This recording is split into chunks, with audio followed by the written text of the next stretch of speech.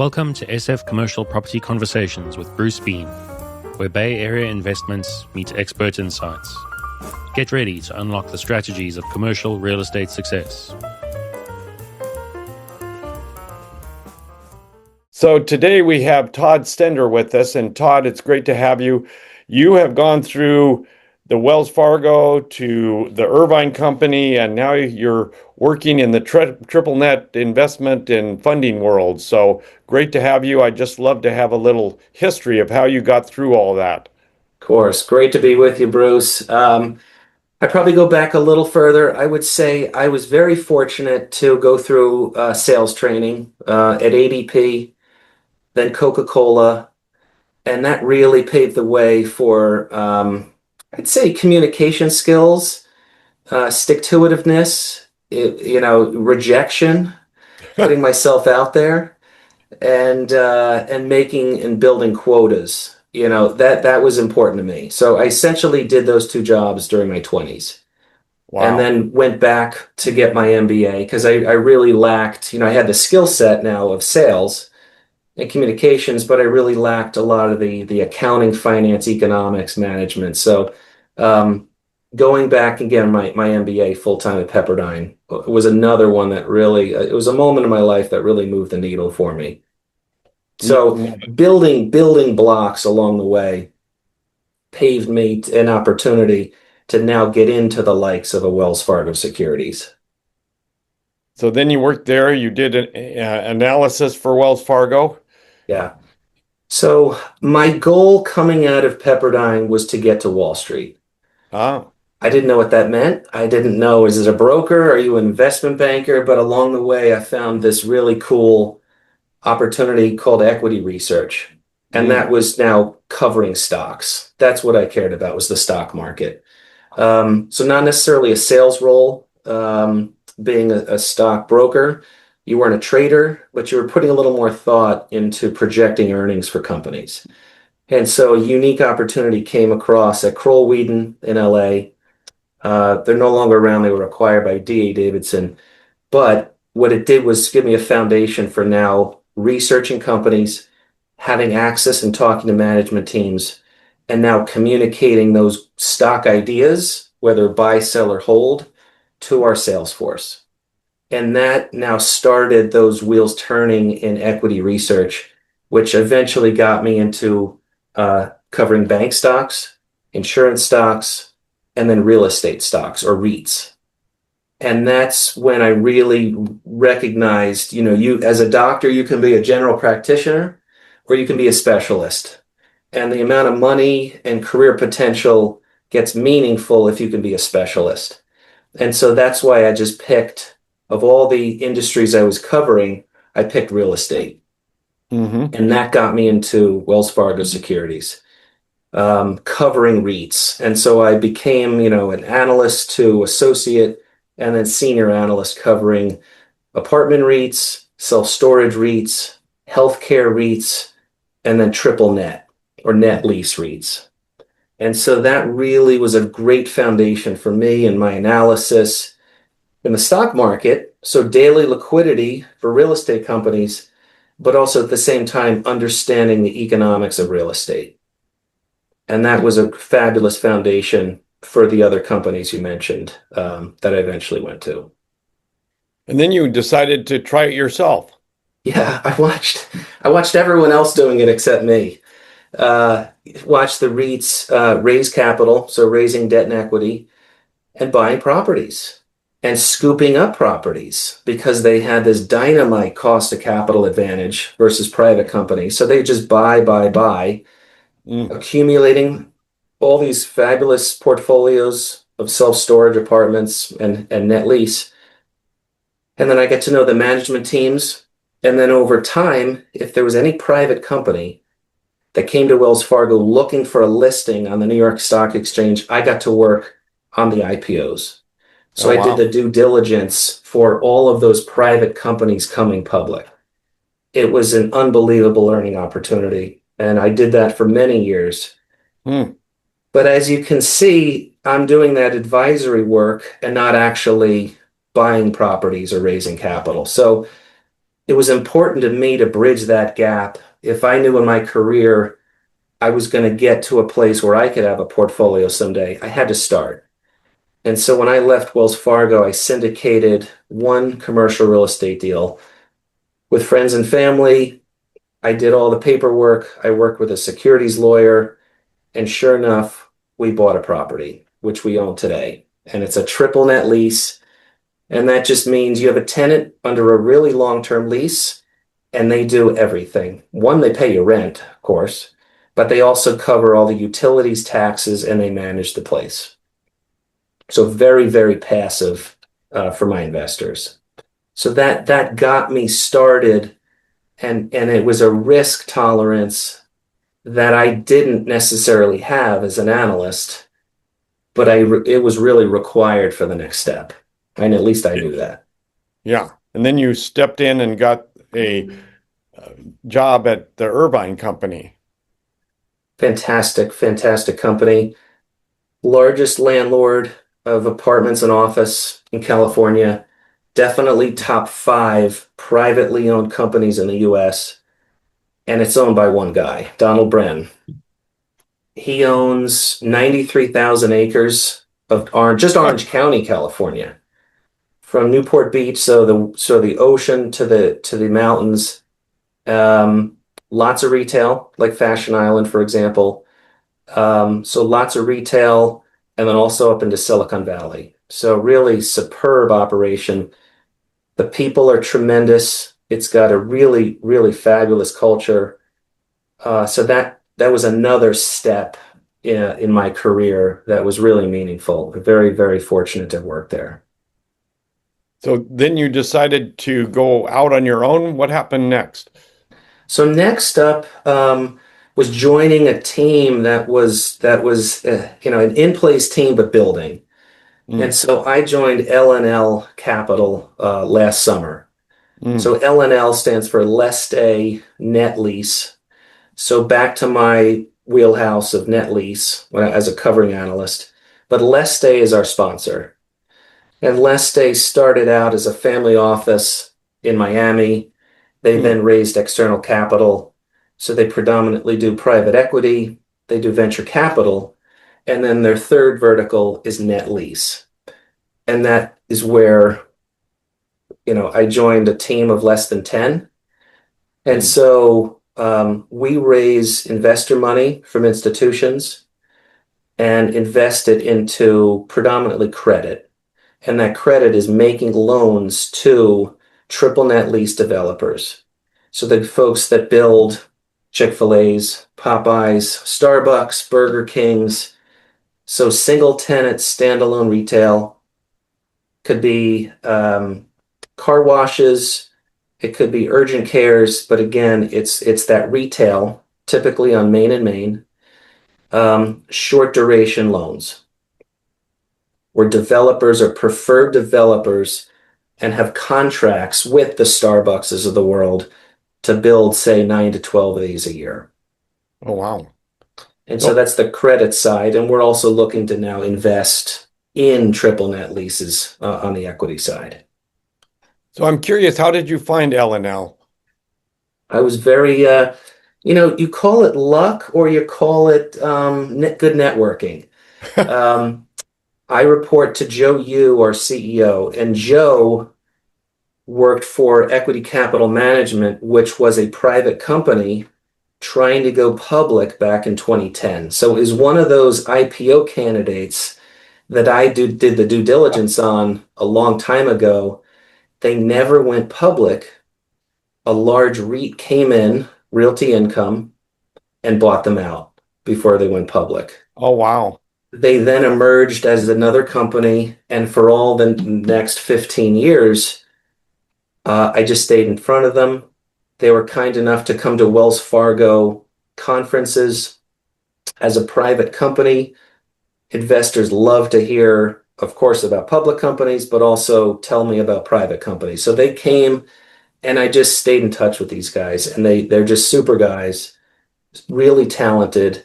And so when I spoke to Joe Yu last summer, he said, I'm off of the equity side doing industrial triple net lease. We're now doing credit because there's a unique opportunity right now in the cycle. Would you consider joining us? And I couldn't resist. So that's a long story. That's probably way too much than you wanted, Bruce. No, no, that's fantastic. So I am curious though. You said there's an opportunity on the credit side, so explain that to me. Sure. Go back, I guess, post GFC, so global financial crisis, when the banks got hurt, there was now a gap in funding. And that goes for any company. You're certainly seeing headlines right now about software companies on the Mm, private credit side getting hurt, and the mhm, lenders who've on the private credit front lending to them. And so it was a huge gap that opened up for really a new industry to emerge. So mm. you hear about it from the Blackstones of the world and Apollos and Blue Owls. Well, this private equity has now shifted to private credit to fill that funding gap for a lot of companies, a lot of middle market companies who don't have access to bank debt turn to private credit. Typically, the interest rates are higher, but the speed to close is much faster. And so there's a real backbone of the US economic front that really requires more growth capital. And so it's filled that. Now, where we stand is we lend money on hard assets. So our collateral is truly retail and industrial real estate, the dirt in the building. So much lower risk, and we've had zero defaults. Oh, that was my next question. I was curious about that. Zero Yeah. defaults. That Yeah. is quite a record. It's the Wow. risk tolerance. Of course, anything's risky in investing, but for us to make a loan for a construction loan, we have to have a lease in place. The lease has to be signed before the builder breaks ground. And so you can tell if it's with a national chain and they're going to build it out in 9 or 12 months with a preferred developer that has a track record, you can see that there's an opportunity here to make outsized returns but lower risk. And that's where we fill. So I'm curious if you're seeing any of the $800 billion of low interest loans that are about to roll over here coming your way. Very good point. If those interest rates on those loans rolling are uh, are lower than where market rates are now, they may have to either put more equity in, they may have to sell, refinance at some degree. So there's a unique opportunity coming where we think we can make permanent loans. So yes, we do construction loans, we do bridge loans, but we can also make permanent loans. So we can also provide a bridge opportunity for some of those lenders, forgive me, for some of those borrowers that are now looking to refi because they have a maturity coming, but maybe more temporary. And we can be a good landing spot for them. Well, I've heard that there's just a huge amount of dry powder out there waiting to get employed. So Yeah, I assume that's true in your business. it is. It really is. Rates, we're very interest rate sensitive. And so we're watching what the Fed does, of course. We're watching what the 10-year Treasury yield does. Inflation hasn't helped anybody the last several years. We keep waiting for inflation to come down for the Fed to feel more comfortable to lower rates. The Hmm. recent spike in oil is not going to help. So we're very rate sensitive. So yes, we're watching just like everybody else with dry powder. Well, I'm curious if with that much dry powder out there, how motivated lenders are getting at this point to actually lower their rates regardless of what the Fed's doing. It's been slow. I think it's been slow to react because there is a floor. It's not a defined floor, but investors in our world have a required return they're looking at. Mm. And they got used to these double-digit returns over the last several years. So there's been resistance to bring down our rates along with the industries because of our investors' expectations. But yes, I think everybody's waiting. So I'm curious, I assume maybe you can disclose a general rate that you're giving your investors. Generally, we're Yeah, we're in the 10 to 12% range. That's a net return. We run a mortgage REIT, and that's very tax efficient, but we also provide an unleveraged return. So we don't provide leverage on that. So it's really clean, call it 11% return. But you're not getting any amortization or tax returns or any of that other stuff, so to speak. That's right. That's right. You're just a pure lender in that regard. That's right. But so I would think that your investors are very happy. It's a quick turnover if you're building something and you get your money Exactly. back. Short Yeah. duration, exactly. High volume, a lot of retail. And so these are, call it $3 to $5 million loans that are outstanding for, call it 12 to 15 months. So I'm curious, how are you marketing yourself? We bifurcate it between institutional investors, Hmm. so very much a pension, insurance, foundation, endowment appetite. Um, it fits well. Certainly, the mortgage REIT has tax advantages, but that triple net stability really resonates well with, call it, insurance company. And then also on the other side, high net worth family office. That bodes well, both domestically in the US, but also our roots at Leste are from Brazil. Oh, wow. And so we have a South American presence where foreign investors love the stability and predictability of US real estate. That goes for currency, it goes for politics. So there's an appetite for the Brazilian investors, for example, to relocate some of their portfolio to the U.S. So I'm curious then on the finding property side, how are you working that? Joe Yu, our CEO, Hmm. he was the CIO of Elm Tree Funds. Oh, okay. And so he has a 25-year track record of building a portfolio from the ground up with developers, with banks, with PE firms. And so our business model is an origination model. And so that is Joe and his immediate team of underwriters. Fantastic, fantastic footprint here. They're all US, Hmm. Yeah. but only in retail and industrial. That's our sweet spot. Oh, okay. So you do some industrial. How's the industrial market right now? Do you know? So, in the spirit of distribution warehouse, that you can get anywhere, but typically it's going to be along corridors, and we'll take the Southeast, for example. Has a lot of the ports along the Southeast have built out more deep water ports, Hmm. and this gets into circumventing whether you're going to go through the Panama Canal or not from Asia. The ports along the East Coast have really accommodated these huge tankers to come Hmm. in. So that's been a hotbed, a last mile real estate, because of COVID. So the warehouse distribution market has been really tremendous. Oh, wow. Okay. Layer in manufacturing, the reshoring of manufacturing Hmm. under the new administration, that's a big tailwind.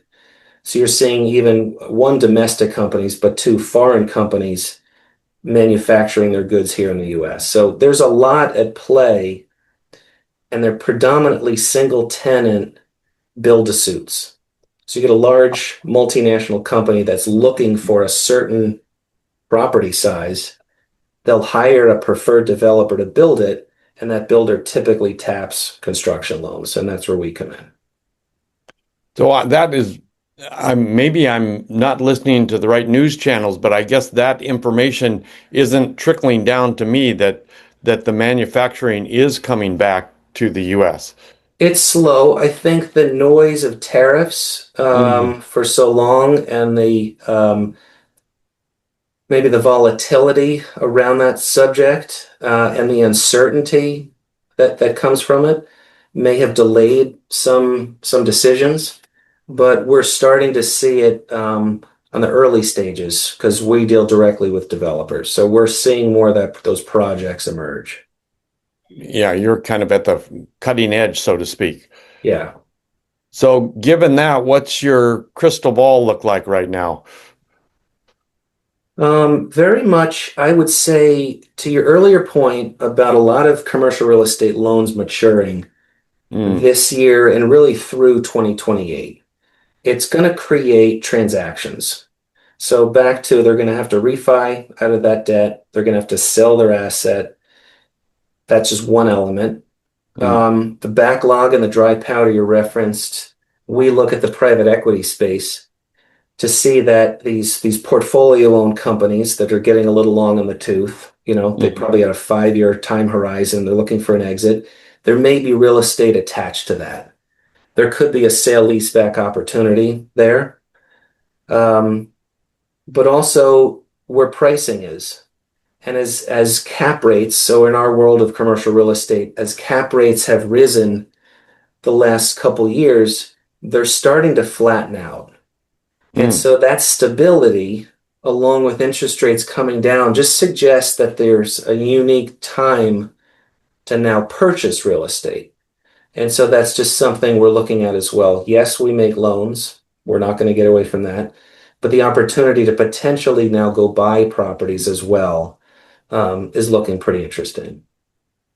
So do you dabble or get involved in any way in the whole triple net exchange world?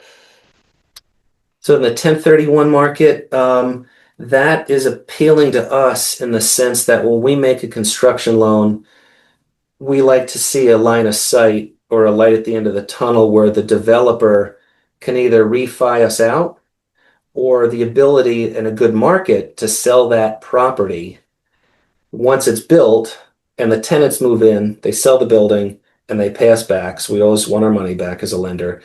That 1031 market, if it's transacting and it's active, that means we are feel more comfortable making that loan in the first place. And so what's really active is the retail, quick service restaurants with drive-throughs, 7-Elevens, so gas and convenience, dollar stores. These are that sweet spot of call it 2 million to 5 million, where people don't like to use the word liquid, but if commercial real estate was liquid, that's the property type. That's where that 1031 exchange market keeps revolving. And that's really the property types we spend a lot of time on. So I'm curious, given that you give a loan for 9 to 12 months, how far ahead do you know the buyer is out there? We don't necessarily. Oh, Again, very interest rate sensitive. We see the REIT appetite. So the very REITs that I covered for so long, we pay attention to their buying habits and what they're buying. And so it could be an auto repair shop, it could be oil. So the automotive sector is very attractive to us because it's very attractive to the REITs. oh, It's interesting. again, it's essential retail. It goes back to COVID of what stayed open, what's Amazon proof, Mm. what's pandemic proof, what's recession proof. That's the type of triple net that the REITs typically are purchasing. And so we very much pay attention to those trends of what concepts, what brands are growing, who's well capitalized, and where they're growing towards. So we may not know when something's going to be purchased, but we can really tell what the REIT appetite is. So we feel more comfortable making those loans.